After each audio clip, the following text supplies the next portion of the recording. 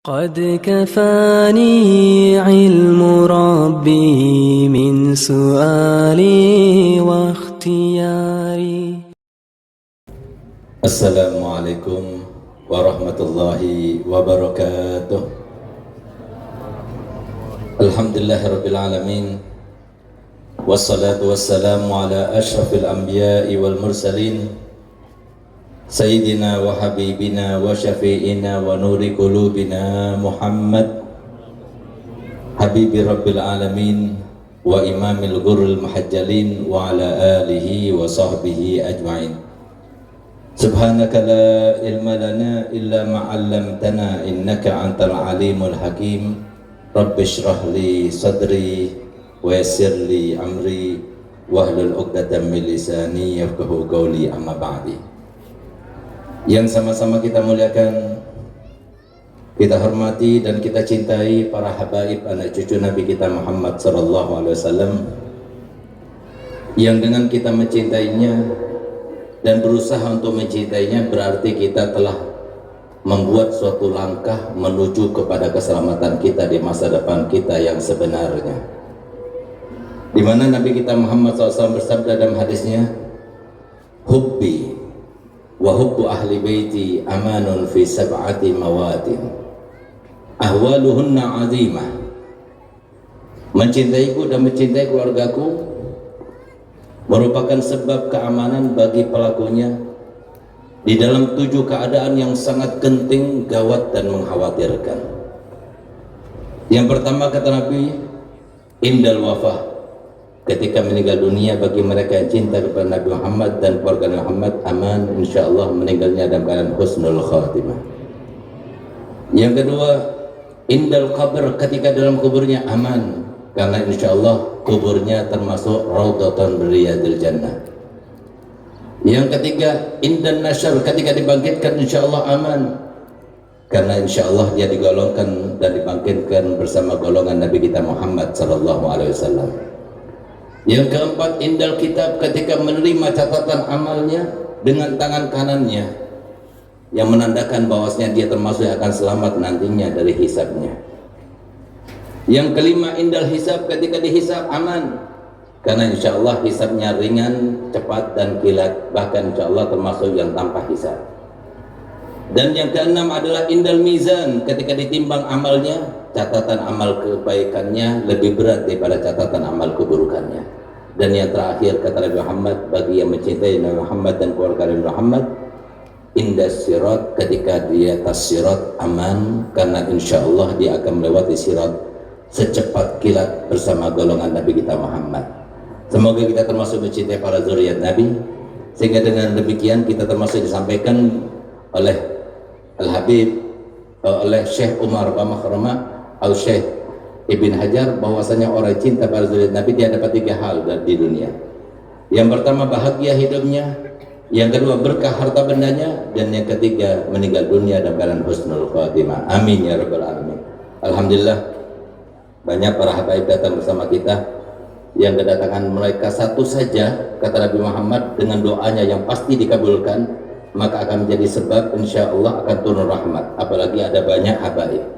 Alhamdulillah, ada Habib Muhammad bin Abdullah Al-Kaf, Habib Muhdar bin Hussein Al-Kaf, Habib Muhdar Umar Al-Juhri, Habib Abdullah bin Muhammad Barakbah, Al-Habib Hamid bin Abdullah Al-Haddad, Habib Muhammad bin Tahir Ba'agil, Muhammad bin Murtada Al-Hiyid, Al-Habib Alwi bin Muhammad Al-Kaf, Al-Habib Turan bin Saleh Al-Attas, Al-Habib Hagir bin Saleh Al-Attas, Al-Habib Abdullah As-Segaf, dan semua para habaib yang mohon maaf saya tidak sebutkan satu persatu, namun tanpa mengurangi rasa hormat dan cinta kami kepada mereka semuanya.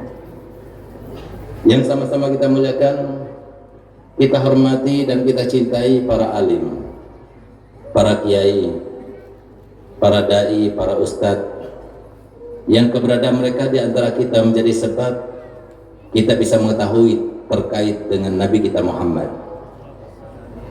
Yang keberadaan mereka di antara kita menjadi sebab untuk kita bisa membandingkan, di mana Nabi SAW telah bersabda, fadlul alim alal abid kafadli ala adnakum.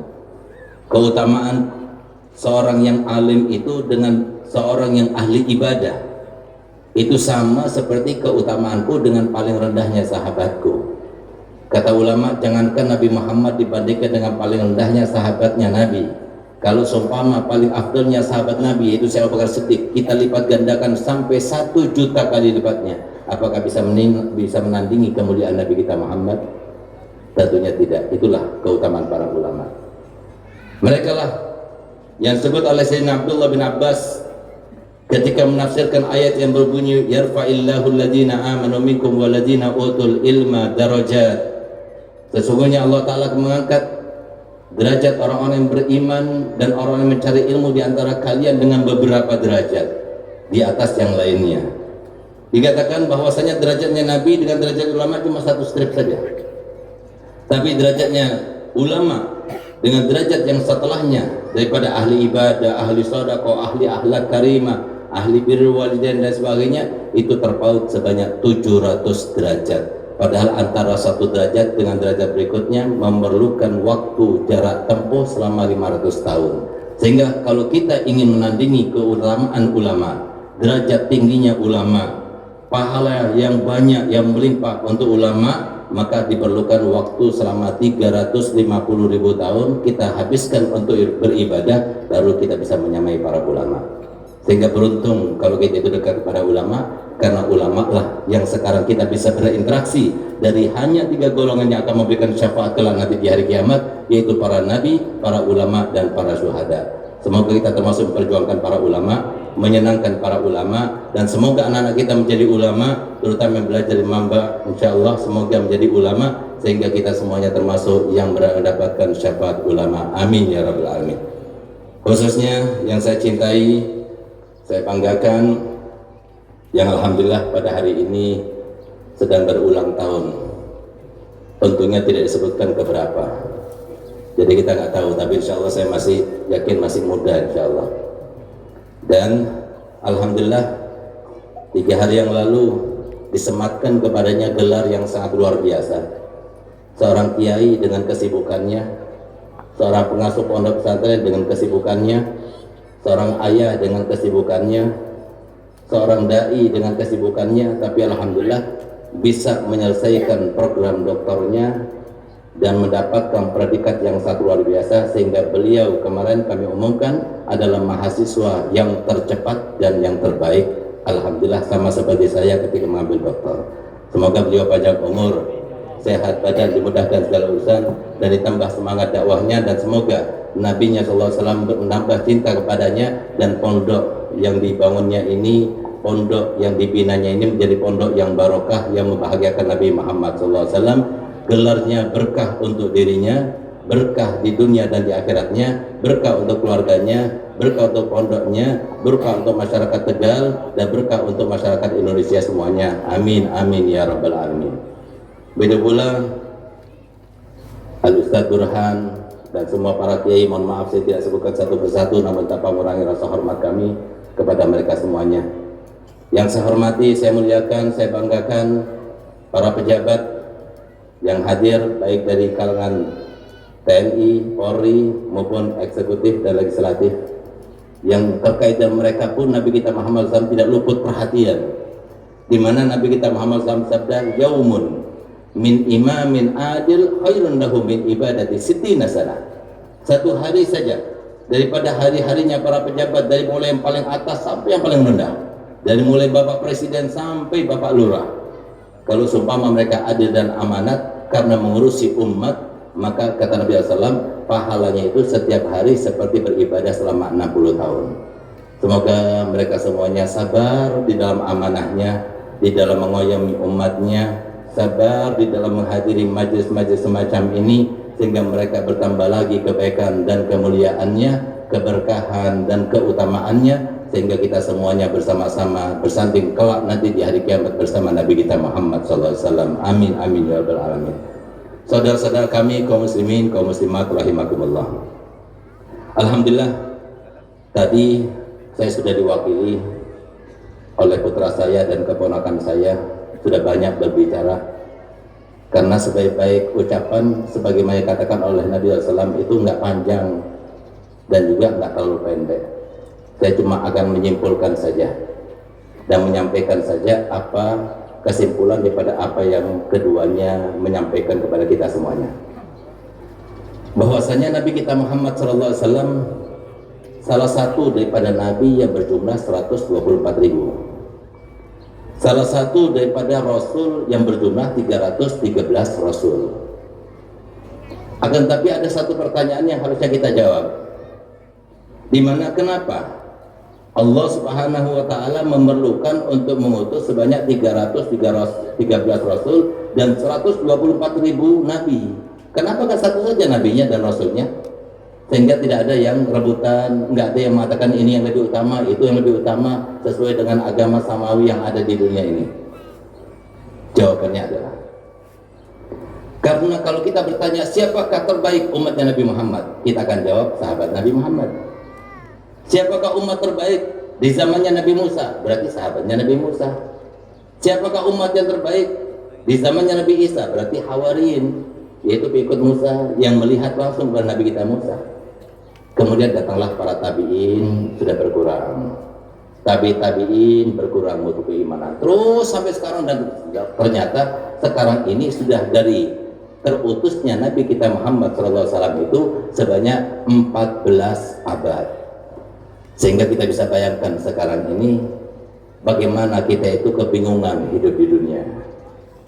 Mereka para sahabat Nabi itu hidup dalam keadaan bukan berkecukupan, akan tapi seadanya. Bahkan kalau seumpama akan diberikan lebih daripada apa yang mereka rasakan sebelumnya, itu bahkan mereka itu merasa sedih. Kenapa? Aman. Dia tidak kebingungan karena beliau langsung dengar daripada Nabi Muhammad terkait dengan misteri kehidupan di dunia, sehingga tidak ada lagi rasa takut. Kenapa orang itu bingung? Karena dia takut. Kenapa orang itu bingung? Karena dia itu risau terkait dengan rezekinya, terkait dengan kesehatannya, terkait dengan keluarganya, terkait dengan masa depannya, terkait dengan bagaimana proses pengembangan hartanya dan sebagainya, sampai dia itu lupa kepada pokok dan maksud tujuan hidupnya. Kita lihat bagaimana sahabat Salman Al-Farisi, termasuk sahabat yang paling dekat kepada Nabi kita Muhammad SAW, sehingga Nabi SAW mengatakan Salman minna ahlul bait, di mana Sayyidina Salman adalah seorang yang datang daripada Persia, tepatnya sekarang itu di daerah Iran. Sehingga begitu dia datang dengan kekuatan badan yang hebat, dengan cemerlangnya otaknya dan akalnya, sehingga kemudian memerintahkan Nabi untuk membuat Khandaq ketika peperangan Khandaq, maka kaum Muhajirin, kaum Ansor berebutan untuk mengangkat Sayyidina Salman itu termasuk dari Muhajirin atau Ansor. Maka kemudian Nabi SAW bersabda kepada mereka, la bal Salman minna ahlal bait. Salman itu daripada kami ahlul bait. Lihatlah bagaimana beliau. Setelah beliau itu menjadi sahabat yang paling dekat, termasuk sahabat yang paling mulia, yang dijamin oleh Nabi SAW masuk dalam surga. Tapi setelah zamannya Abu Bakar, Sayyidina Abu Bakar Siddiq, zamannya Sayyidina Umar bin Khattab, zamannya Sayyidina Utsman bin Affan, sampai beliau meninggal dunia, keadaan beliau, kesejahteraannya tidak berubah dari kesejahteraan di zamannya Nabi Muhammad.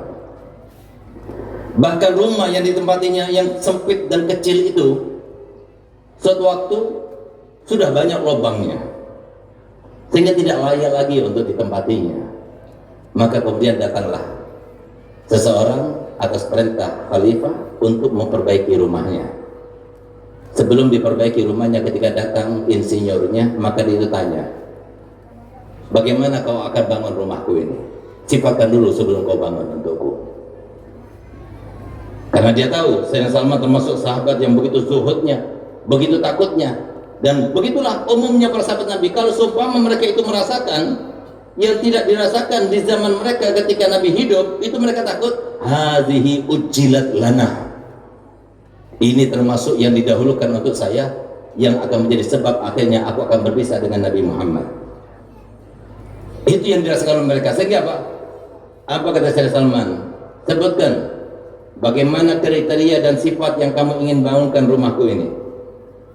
Maka dijawab oleh yang ingin bangun, saya akan bangun seperti yang kau suka. Kalau kamu itu berdiri, kamu angkat tanganmu, maka tanganmu kena atapnya. Kalau kamu tidur, kamu jinjit sedikit, kamu akan kena dindingnya. Apa kata beliau? Kalau begitu, teruskan, bangunkan.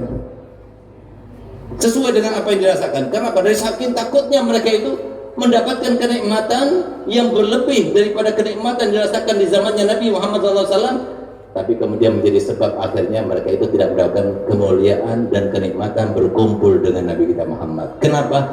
Karena dua hal. Di dalam hatinya sudah ada cinta kepada Nabi Muhammad, dan yang kedua, karena apa? Karena mereka itu adalah orang yang paling tahu dengan misteri kehidupan dunia. Sehingga Nabi SAW bersabda, dan mereka sangat ingat itu, innal mu'mina la yakhaf, sesungguhnya seorang mukmin itu tidak pernah merasa takut. Nggak takut akan dirinya, kepada suaminya, kepada istrinya, kepada anak-anaknya, kepada masa depannya, apa yang dimakan besok. Nggak ada takut sama sekali. Itu sifat orang mukmin, dan itu yang diinginkan oleh Nabi Muhammad kepada seluruh umatnya, supaya hidup ini dalam keadaan aman, sejahtera, bahagia, tentram dengan yang Allah berikan masing-masing modalnya itu. Tapi nggak mungkin itu kita dapatkan kalau kita itu tidak beriman. Masalahnya banyak di antara kita yang salah persepsi tentang keimanan. Di sananya orang beriman itu adalah orang yang pakai songkok, orang yang pakai kopiah, orang yang pakai baju takwa, orang yang pakai sarung, orang yang pakai gamis, itu orang beriman. Tidak. Orang beriman itu adalah orang yang telah mencapai pencapaian keimanan. Apa artinya keimanan? Keimanan sebagaimana dijelaskan Nabi SAW, al-imanu huwal yakinu kulluh. Al-yakinu huwal imanu kulluh. Yang namanya keimanan itu ada keyakinan, keyakinan itu ada keimanan. Kalau kita mau tahu iman kayak gimana sih, contohnya iman itu, sekarang saya mau tanya kepada bapak-bapak, ibu-ibu, sekarang ini siang apa malam? Siang apa malam? Berani bersumpah? Berani bersumpah. Walaupun dipaksa bagaimana, kita tidak akan mengatakan ini malam. Karena apa? Siang. Bagaimana tahu? Mata kita melihat, telinga kita mendengar, nalar kita itu merasa bahwasanya ada siang. Undangannya Kiai Sultan itu ya siang, dari mulai jam 8 sampai selesai, bukan malam. Kita yakin kita itulah, itu namanya keimanan. Iman itu seperti itu. Jadi kita harus yakin yang namanya sholat, seperti keyakinan kita bahwa saya sekarang ini siang. Kalau kita nggak sholat, kita akan kena musibah. Kalau kita sholat, kita aman, kita akan sejahtera. Kalau kita birrul walidain, kita akan dapatkan nikmat demi nikmat. Kalau kita uququl walidain, durhaka orang tua, maka kita akan mendapatkan mara bahaya. Kalau kita menyambung silaturahmi, maka kita akan panjang umurnya, sehat badannya, dimudahkan segala urusannya, bertambah rezekinya. Tapi kalau kita memutuskan silaturahmi, kita akan pendek umurnya, kita akan seret rezekinya, kita akan kesulitan dalam urusannya. Yakin semacam itu yang diajarkan Nabi Muhammad. Bagaimana kita meyakininya? Nggak ada jalan lain kecuali harus dengan melalui belajar. Oleh karena tadi sampaikan, ayo semuanya sampaikan, untuk masih belum pemilu ini, 2 tahun lagi pemilu. Sebelum mereka kampanye, kita kampanye nggak dulu, kampanyenya Nabi Muhammad. Kalau kita ingin merubah negara kita ini menjadi negara bermartabat, berdaulat dan bertahta, ditakuti oleh semua negara, bisa. Tapi nggak perlu kita ganti presidennya, nggak perlu kita ganti partainya, nggak perlu kita ganti anggota legislatifnya, nggak perlu. Tapi yang harus kita ganti, syarat utamanya, kalau Indonesia mau berubah, yang perlu kita ganti, kitanya berubah, masyarakatnya berubah. Mereka itu cuma sebuah aturan Allah, seperti boneka yang Allah ngatur. Sehingga lihat bagaimana Allah Ta'ala berkata dan menyampaikan firman-Nya kepada Nabi kita Muhammad SAW. Kata Nabi Muhammad, hadis qudsi yang disampaikan Allah Ta'ala, yang diriwayatkan langsung oleh beliau, idza asani man arafani sallattu alaihi man lam ya'rifni. Kalau seumpama yang berbuat maksiat kepadaku orang yang tahu kepadaku, maka aku nantinya akan memberikan sebuah kedaulatan, kekuatan yang mengatur dirinya, bukan dari kita tapi orang lain. Kita lihat sekarang Indonesia tergantung ke negara-negara, bahkan negara-negara yang bukan Islam. Kenapa? Karena sesuai dengan apa yang disampaikan Nabi kita Muhammad SAW. Syarat utama kalau kita ingin merubah Indonesia menjadi negara yang hebat, negara yang bermartabat dan berdaulat, maka adalah kita kembali pada Al-Quran yang berbunyi, walau anna ahlul qura amanu wattaqau lafatahna alaihim barakatim minas samai wal ardi. Kalau seandainya mereka penduduk suatu negeri, mereka penduduk suatu provinsi, mereka penduduk suatu kabupaten, mereka penduduk suatu kecamatan, mereka penduduk suatu desa, mereka itu beriman dan bertakwa, maka niscaya kami akan berikan keberkahan dunia dan akhirat, langit dan bumi semua dibuka. Ini yang harus kita kampanyekan sebelum kampanye datang. Apa peduli kita dengan kampanye mereka yang kadang-kadang mohon maaf kita merasa dibohongi, tapi ini kampanyenya Nabi Muhammad. Kalau kita mulai dari sekarang, ayo sebarkan. Tidak ada seorang pun di antara kita kecuali ikut menyampaikan apa yang diinginkan oleh Nabi Muhammad. Yang hebat itu bukan ustadznya, yang hebat itu bukan kiainya dalam setiap majlis, dalam setiap tablik akbar, tidak. Tapi yang hebat itu adalah Al-Quran dan hadisnya Nabi Muhammad SAW yang selalu teriring dengan hidayah dan taufik daripada Allah SWT. Oleh karenanya Nabi Muhammad tidak pernah meminta kepada kita sebagai umatnya. Tidak ada seorang pun di antara kita yang lahir ke dunia kecuali diminta oleh Nabi Muhammad. Nabi Muhammad tidak minta jabatan, Nabi Muhammad tidak pernah minta uang, harta benda dan sebagainya, tidak. Tapi yang minta Nabi Muhammad, balighu anni walau ayah. Sekarang kesempatan kalau kita mau bantu Nabi Muhammad sehingga kita lepas tuntutan nanti, kenapa kau tidak sampaikan dariku, sampai kepada mereka. Kalau kita ingin selamat hidup di dunia, jangan pernah lepas daripada 4M tadi seperti yang disebutkan. Yang pertama, M pertama mondok, M kedua madrasah diniyah, M ketiga mengaji, datangkan guru ngaji ke rumah kita atau dia pergi ke tempat guru ngaji. Dan yang empat, M yang terakhir atau M yang keempat itu adalah majelis. Kalau kita tidak tersentuh 4 M ini, bagaimana kita akan hidup di dunia dalam keadaan sejahtera, bahagia? Nggak mungkin, Pak, nggak mungkin. Sama seperti saya ini, Bu, saya nggak pernah masak. Saya nggak bisa masak. Saya pernah masak 2 kali dan saya yang bisa masak cuma 2. 1, masak telur ceplok bisa saya. 2, masak Indomie saya bisa. Selain itu saya tidak bisa. Dan saya pernah masak 2 kali. Dua-duanya nasi. Katanya kalau masak nasi airnya pokoknya segini. Sudah saya ukur sudah airnya segitu. Tapi yang pertama gosong, yang kedua jadi bubur. Nggak bisa. Kenapa? Saya nggak belajar. Coba saya belajar, saya nggak bisa masak rawon, saya nggak bisa masak nasi goreng, saya nggak bisa masak sop. Tapi kalau saya belajar 2 hari, 3 hari, apakah saya bisa apa tidak? Bisa. Itulah kenyataan logis, logika. Bagaimana kita berharap? Semuanya berharap. Anak-anaknya bakti sama orang tuanya, semuanya berharap. Istrinya berbakti kepada suaminya. Bagaimana mereka akan berbakti? Mereka nggak tahu caranya bagaimana. Itu kadang-kadang kita ini dibodoh-bodohin sama setan kok mau-maunya. Pada logika kita ada, padahal Allah Ta'ala sudah memberikan peringatan kepada kita dalam Al-Quran. Berapa kali Allah Ta'ala menantang kita semuanya? Afala tatafakkarun, afala tatadabbarun. Gunakan akal kita, jangan mau kita dibohong-bohongin. Kenapa? Keinginannya setan dan satu-satunya bisa lakukan oleh setan dari kita itu cuma satu. Apa itu? Ayat itulah yang kemudian ditutup-tutupi daripada kita. Jangan sampai kaum muslimin itu termasuk yang dengar ayat ini. Karena kalau semua dengar ayat ini bahaya pada mereka. Ini loh ayat ini yang bikin kita sengsara. Ini loh ayat ini yang memberikan petunjuk kepada kita bagaimana caranya supaya kita hidup enak, senang, bahagia. Dengan istri kita senang, dengan anak kita senang, semuanya. Dengan cobaan kita bahkan kita senang merasakannya. Apa itu ayatnya? Dengarkan baik-baik. A'udzubillahi minasyaitonirrajim. Bismillahirrahmanirrahim. Wala takunu kalladzina nasullaha fansahum anfusahum. Jangan pernah kalian menjadi orang yang lupa kepada Allah. Ketika kalian sudah lupa kepada Allah, sehari saja lupa, apalagi sampai seminggu, apalagi sampai sebulan, apalagi sampai setahun, maka sepanjang tahun, sepanjang minggu, sepanjang bulan, sepanjang hari, Allah akan lupakan semua kesempatan yang akan kita dapatkan harusnya. Mohon maaf, banyak yang tidak menggunakan logika kita, padahal kita punya logika. Kita punya akal tapi tidak digunakan. Oleh karenanya saya ingin bertanya kepada antum semuanya, dan ini terakhir sudah kita tutup sebagai kenang-kenangan untuk kita bawa ke rumah masing-masing, lalu kita pikirkan, lalu cari solusinya sendiri.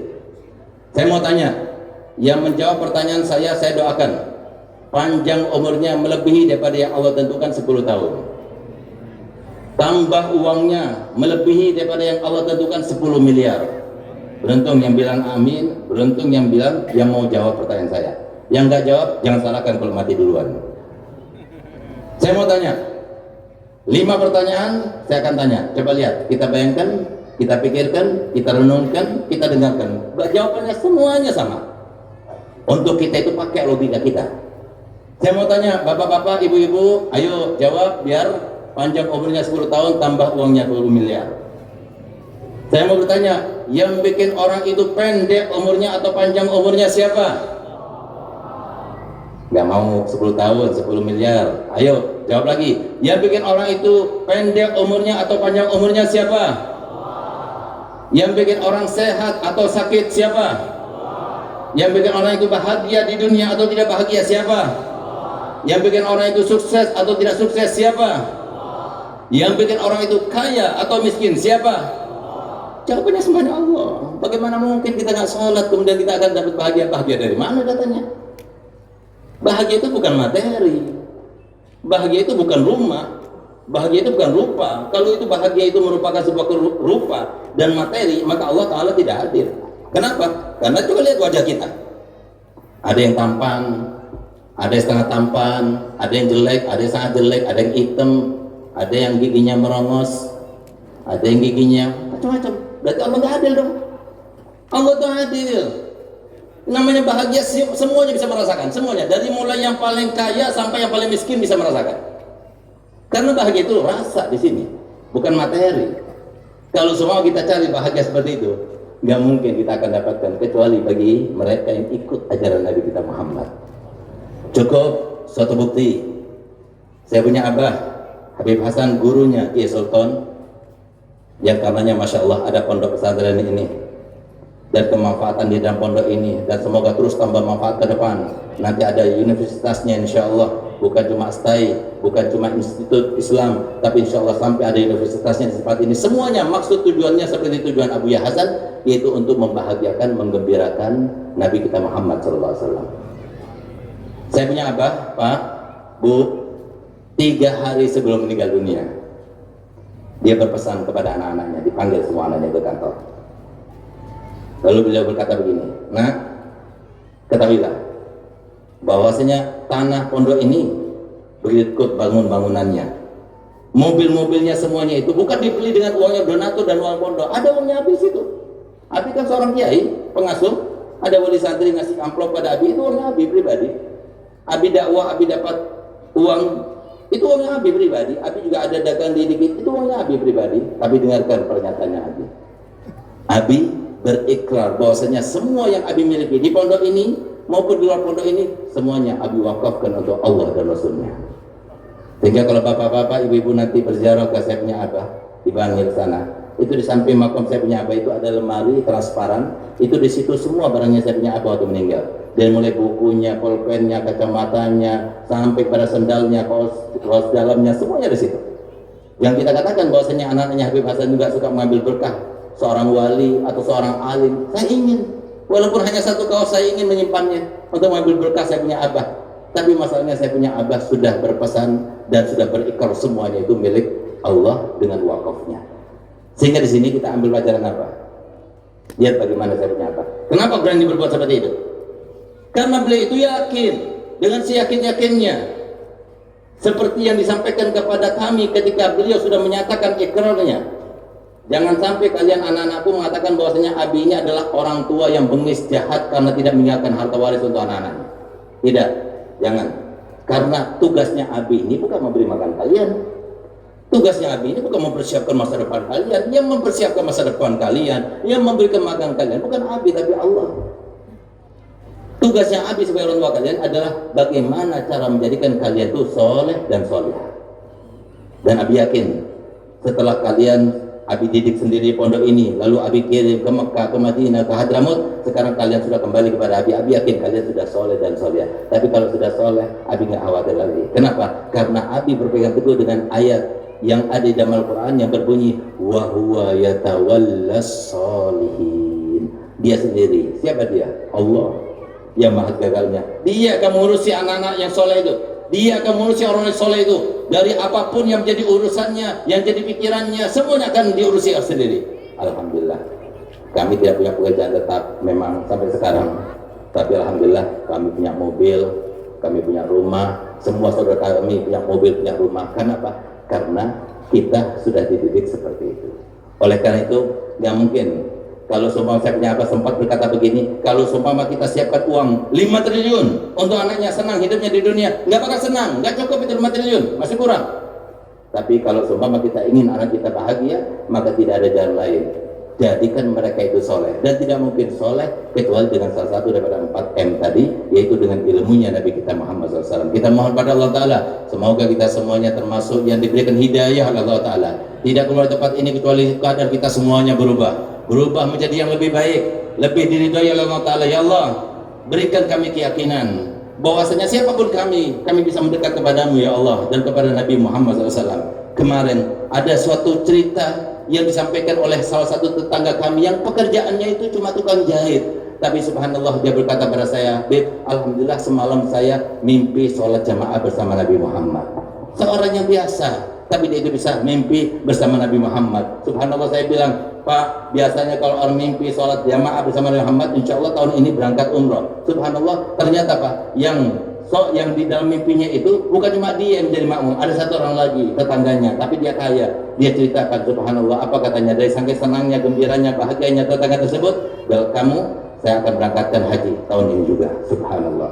Ini adalah seseorang yang menandakan semuanya itu dikasih modal oleh Allah Ta'ala. Ya Allah, berikan kami yakinan, tidak ada seorang pun di antara kami kecuali bisa mendekat kepadamu ya Allah, bisa mendekat kepada Nabi Muhammad SAW. Ya Allah, jangan biarkan kami meninggalkan tempat ini kecuali kau berikan keyakinan rezeki kami tidak akan kemana-mana, ya untuk kami sampai pada kami, ya bukan untuk kami tidak akan sampai pada kami. Ya Allah, berilah kami rezeki yang halal, yang banyak, melimpah, harta benda yang tidak ada hisab nanti di akhiratnya, yang membahagiakan Nabi-Nya Muhammad SAW. Ya Allah, jadikanlah kami termasuk yang tahu dan sangat kenal dengan model Allah berikan kepada kami, kemudian kami menggunakan kesempatan itu selama di dunia, sehingga nanti di akhirat termasuk yang membanggakan Nabi Muhammad. Ya Allah, jangan biarkan kami meninggalkan tempat ini kecuali kami semuanya termasuk yang Engkau jadikan sebagai hambamu yang paling mulia, yang paling besar mendapatkan karunia, yaitu hambamu yang panjang usianya, sehat badannya, dimudahkan segala urusannya, banyak harta bendanya, tapi tidak ada hisab di akhiratnya, lalu meninggal dunia dalam keadaan husnul khatimah, dalam keadaan husnul khatimah, dalam keadaan husnul khatimah. Rabbana atina fid dunya hasanah wa fil akhirati hasanah wa qina adzabannar.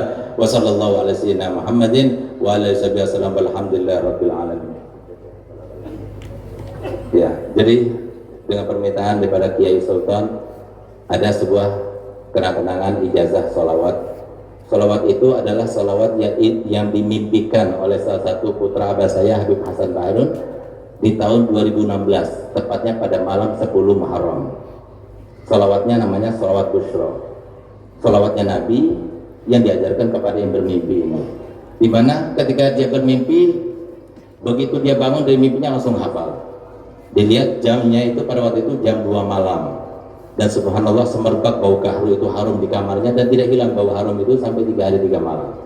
Kata Nabi Muhammad, yang membaca salawat Bushra ini sebanyak 41 kali habis sholat subuh, maka sama seperti khasiatnya orang yang baca Yasin sebanyak 41 kali dalam mengabulkan hajat, memudahkan urusan, melapangkan segala kesulitan, menggapai harapan, menghindarkan diri pada hal-hal yang menakutkan dan mengkhawatirkan. Sangat mujarab sekali.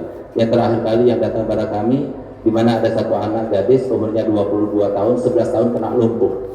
Subhanallah, suatu waktu dia itu mendengar di medsos tentang sholat Bushra ini, maka dia istiqomah baca. Dapat 3 bulan tanpa terasa dan tidak sadar dia bangun dari tidurnya berjalan. Begitu dia jalan, baru kemudian dia sadar, dia berteriak histeris. Datang pada saya, dia bercerita. Jadi sholawat yang luar biasa ini mungkin karena kasih sayangnya Nabi Muhammad kepada umat sekarang ini yang sulit untuk mendapatkan sesuatu, sehingga dimudahkan oleh Nabi SAW berkat sholawatnya, semuanya dimudahkan. Saya akan terjemahkan dulu sebelum saya akan baca, kemudian antum semua ikuti saya. Allahumma sholli wa sallim, ya Allah, aturkan sholawat serta salam ala Sayyidina Muhammadin, kepada junjungan kami Nabi Muhammad, sahibil busra, sumber dari segala macam kebahagiaan dan kabar gembira. Salatan, salawat yang saya baca ini ya Allah maksudnya, tubashiruna biha, engkau bahagiakan kami, engkau berikan kabar gembira kepada kami, wa ahlana, dan semua keluarga kami, wa uladana, dan semua anak keturunan kami, wa jami'a masyaihina wa ma'alimina, dan semua guru-guru kami, wa talabatana wa talibatina, dan semua santri serta santriwati kami, min yaumina hadza ila yaumil akhirah, dari hari ini engkau bahagiakan, engkau berikan kabar gembira kepada kami ya Allah, ila yaumil akhirah, sampai hari akhirat nanti. Ayo bismillahirrahmanirrahim. Allahumma salli wa sallim اللهم صل وسلم ala sayyidina Muhammadin على سيدنا محمد sahibil bushra صاحب البشرى salatan صلاة tubashshiruna biha تبشرنا بها wa ahlana وأهلنا wa auladana وأولادنا wa jami'a وجميع masyaikhina مشايخنا wa muallimina ومعلمينا wa talabatana وطلبتنا wa talibatina وطالباتنا min yaumina hadza من يومنا ila هذا yaumil akhirah. إلى يوم الآخرة. Kalau bacanya benar seperti yang saya baca, maka antum semua yang hadir di sini secara online maupun offline, saya ijazahkan untuk bacanya dan saya ijazahkan untuk berikan ijazah pada yang lainnya dengan syarat jangan dikomersilkan, jangan jual belikan, takut kena balanya salawatnya Nabi. Ayo sama-sama kita jawab. Saya terima ijazahnya Habib. Saya terima ijazah. Kurang lebihnya saya mohon maaf. Wabillahi taufiq wal hidayah. Wassalamualaikum warahmatullahi wabarakatuh.